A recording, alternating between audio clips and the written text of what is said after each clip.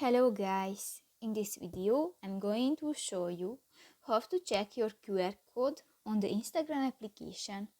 But first of all, I just want to mention, please don't forget to subscribe to our channel, because at 100,000 subscribers we are going to show you our YouTube revenue statistics and growth strategy, how to make money online.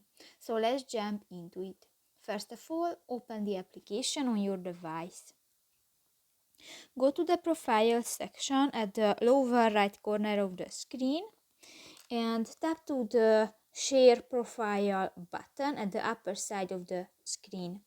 And here you can find your QR code, and you can set different colors for this, for example color or emoji background, and you can copy this link.